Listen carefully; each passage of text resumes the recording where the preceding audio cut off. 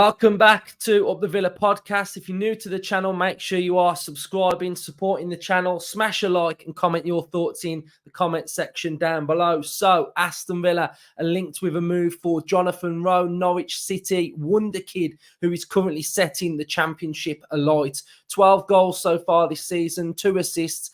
Speedster, dribbling ability, absolutely unbelievable. Pacey, powerful, can finish, can play on the left, can play on the right, can support the striker, and he's just doing absolutely amazing things for a 20-year-old currently in the Championship. So Aston Villa apparently have had scouts watching Norwich City against Leeds United on Wednesday. This is coming from John Percy of The Telegraph. So really, really exciting stuff from a Villa perspective. It feels like it's suiting and fitting into this new model of youngsters coming in, and it's just really, really exciting. It's a player that, like I say, can play on the left, on the right, down the middle. And I just think he adds that versatility to any front line. So source is John Percy. As we know, Percy at the back post.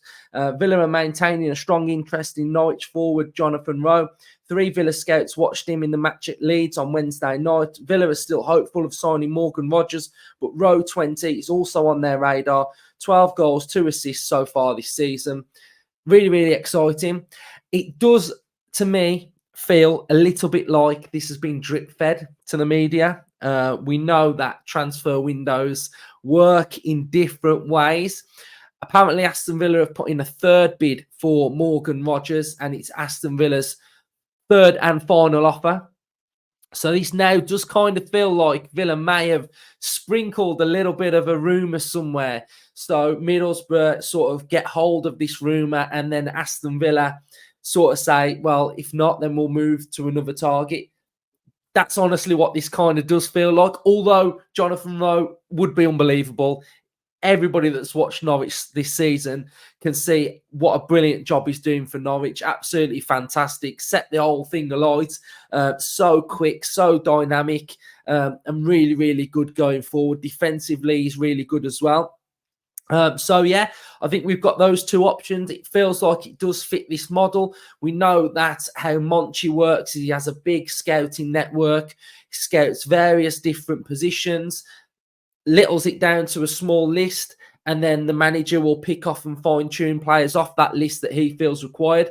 If you can't get the first target, they'll go into that second one. It doesn't mean that if the second one's not as good, it's just the list that they've made on how they operate, really. So I think they're happy to find any profile that's on that list as long as it meets the demands of the manager.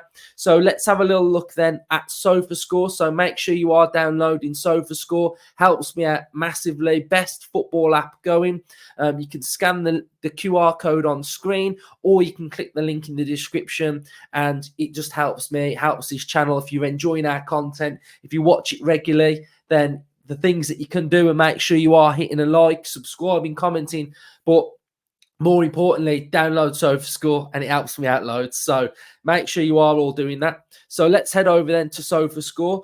Jonathan Rowe, 20 years of age, market value of 5.2 million. You'll be looking at a fee similar to what Morgan Rogers is going for. Left-footed, we all know, we love left-footers. So far this season, SofaScore, 7.06. You can see heat map, not dominant on either side. Can play left, can play right, which is really, really good. You can see defensively on that bottom right, helps out defensively as well. 27 games played, 25 started, 71 minutes average, 12 goals, averaging a goal every 159 minutes. 23% goal conversion. We've got 2 assists, expected assists 1.25, touches 31.6, big chances created 1. Accuracy per game 74%, in his own half 82, opposition half 67, accuracy of long balls 36. We've got tackles per game 1.5, gets stuck in. He's mobile, can move all around the pitch. So, he can defend, he can sense danger as well. And if he's needed, if there's problems on the left-hand side, he will make sure he comes back and helps out as well. We've got 43% successful dribbles, 51 total duels won, 55% ground duels, and 35% aerial duels. 5 yellow cards, no red cards. Discipline is pretty decent. We've got transfer market. They value him at 5 million. I think you'd be looking at the same fee for Morgan Rogers. And you can see that he started from Norwich, from the academy. And you can see that he's made 2 appearances for the England under-21s, scoring 1 goal. And then we've got the stats per 90 as well. So you can see these on the left-hand side.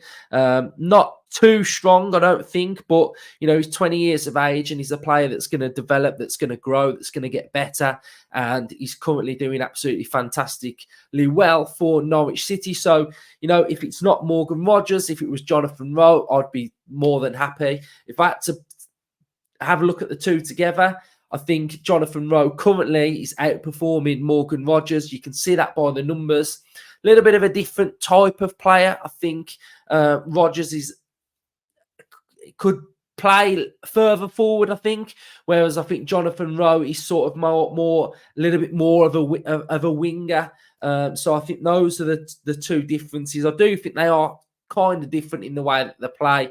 I think Rogers is a little bit more controlled, where Rowe's a little bit more of a live wire. So you kind of getting 2 different things. They're not the same player, but I think both would be well suited to Aston Villa. And we know that Emery can improve players anyway. We've had a little bit of news on John Duran doing the rounds. Yes, John Duran again doing the rounds in the media. Apparently now he's out with a hamstring injury, was linked with a move to Chelsea. Looks like that one now is not going to happen really because he's injured. So Emery's saying that he still wants to keep him, but he's injured. So there we go. He's injured. And this window, once that one's done, we'll probably see where we are in the summer and what's happened, etc. So, yeah, Dendonka's going to Napoli as well. So that one looks like that's sorted. Emery's also said that Timo Rabunen is going to be playing. So hopefully we can really see some good things from him. Every time I've watched him play, he's looked really, really good. Even for QPR last season when he started there, he looked really, really good. Kane Kessler-Hayden's now back training with the squad as well. He's going to be involved. Emery's been speaking about him today in his press conference. So I think we've got 2 players that are coming in that are youngsters that hopefully are going to get some minutes that can help the squad as well. So it's exciting to see how they play. Pau Torres, injured, done his ankle in. So we've got to see what's going on there. This is a reoccurring injury from before. So Longley looks like he's going to be getting minutes as well. I'm more than happy with Longley. Yes, it's a blow Pau's out, but I think Longley's getting better and better. And what a ready-made replacement that we've got. So that shows that the recruitment in the summer was very, very good. Jacob Ramsey's not far away. Apparently he might be back next week as well. So that's a big plus point for Villa. So, yeah, Jonathan Rowe, Villa fans, let me know your thoughts. Rowe or Rogers? Let me know who are you picking. But yeah, just thought I'd just come on and update you of the Jonathan Rowe rumour and a little bit of news that's been going on around Aston Villa as well. So cheers for all the support. We've got opposition preview out. I'll put that out a bit later on today as well now. So probably be at about 8:30, 9 o'clock, the opposition preview. But cheers for your support. Up the Villa.